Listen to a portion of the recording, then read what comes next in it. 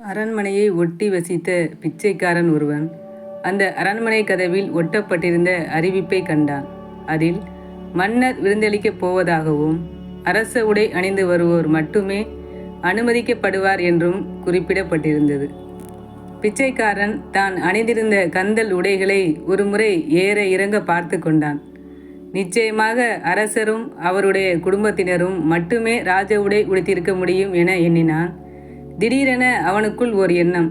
அந்த மாதிரி எண்ணுகிற அளவுக்கு தனக்குள் ஏற்பட்ட துணிச்சலை பற்றி யோசித்த போதே அவனுக்குள் நடுக்கம் ஏற்பட்டது. இருந்தாலும் தைரியத்தை வரவழைத்து கொண்டு அரண்மனை வாசலை அடைந்தான்.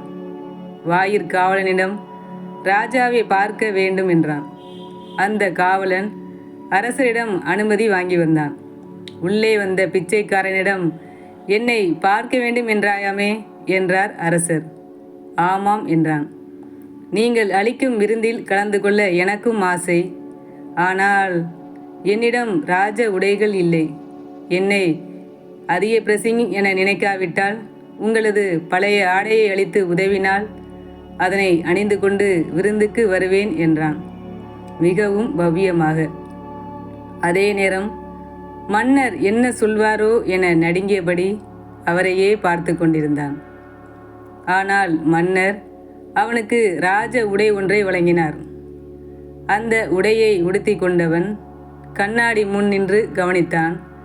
தோற்றத்தில் கம்பீரம் மிளிர்வதைக் கண்டு வியந்தான். அப்போது மன்னர் அவனிடம், விருந்தில் கலந்து கொள்வதற்கு தகுதி உடையவனாகிவிட்டாய். அதைவிட முக்கியமான ஒன்று, இனி உனக்கு வேறெந்த உடையும் தேவைப்படாது. உன் ஆயுள் முழுவதும் இந்த உடை அப்படியே இருக்கும் என்றார். துவைக்கவோ தூய்மைப்படுத்தவோ அவசியம் இருக்காது என்றார்.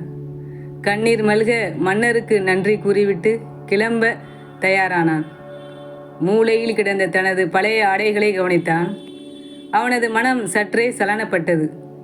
ஒருவேளை அரசர் கூறியது தவறாக இருந்து இந்த உடைகள் கிழிந்துவிட்டால் அப்போது நமக்கு பழைய உடைகள் தேவைப்படுமே என யோசித்தவன் சட்டென்று தன் பழைய உடைகளை வாரிக்கொண்டான்.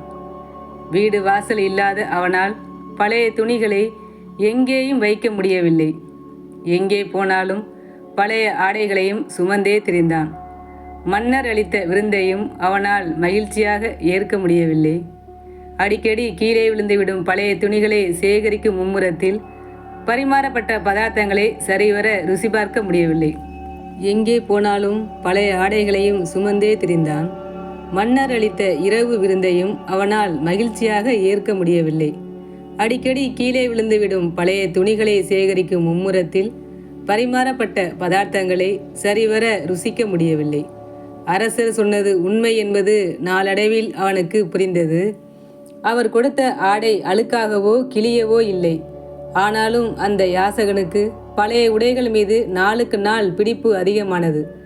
மக்களும் அவனது ராஜ உடையை கவனிக்காமல் அந்த கந்தல் மூட்டையையே பார்த்தனர். அவனை கந்தல் பொதிக்கிழவன் என்றே அழைத்தனர். இறக்கும் தருணத்தில் அவனை பார்க்க அரசர் வந்தார்.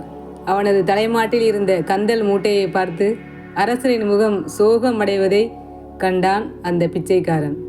ஆரம்பத்திலேயே அரசர் சொன்ன செய்தி நினைவுக்கு வந்தது.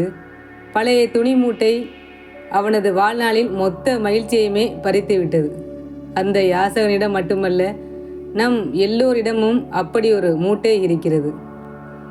அதனுள் விரோதம், கோபம், கவலை, சோகம், பகைமை என பல பெயர்களில் வேண்டாத பொருட்கள் இருக்கின்றன. அவற்றை பாதுகாப்பதிலேயே கவனம் செலுத்துவதால் நமது வாழ்வில் வீசுகின்ற மகிழ்ச்சி தென்றலை நுகர முடியாமல் இருக்கிறோம். நம்முடைய தீராத கோபம் எத்தனை இன்பம் வந்தாலும் அதை ஏற்றுக்கொண்டு ஆனந்தப்பட முடியாமல் செய்துவிடுகிறது. அரண்மனைகளில் கூட இன்றும் பலர் பிச்சைக்காரர்களாகவே வாழ்கின்றனர். அனாதை ஆசிரமங்களில் அரசர்களாக வாழ்வோரும் உண்டு. மனதில் இருக்கிறது மகிழ்ச்சி. வாழ்க்கை தினமும் நமக்கு புது துணிகளை நெய்தி தருகிறது. நமக்கோ பழைய துணிகளில் ஒரு நூலை தூக்கி எறியவும் மனமில்லை. நம் வீடுகளில் என்றோ வாங்கிய பல பொருட்கள் நிரம்பி இருக்கின்றன. அவற்றால் எந்த பயனும் இல்லாவிட்டாலும் தூக்கி எறிய மனமில்லை. வீடையே குடோனுக்கு இணையாக மாற்றி குடித்தனம் நடத்துபவர்களும் இருக்கின்றனர். இல்லத்தை மட்டுமல்ல, உள்ளத்தையும் குடோனாக்கி பழைய சரக்குகளை பத்திரப்படுத்தினால் அவற்றின் அழுகல் நாற்றம் உதடுகளின் வழியே சொற்களாகவும் கரங்களின் வழியே செயல்களாகவும் வெளிப்பட்டு வேதனையையே விநியோகிக்கும், வெளிச்சத்தை வழங்காது. மகிழ்ச்சியாக இருப்பதற்கு காரணங்கள் தேவையே இல்லை. மகிழ்ச்சியாக இருப்போம்.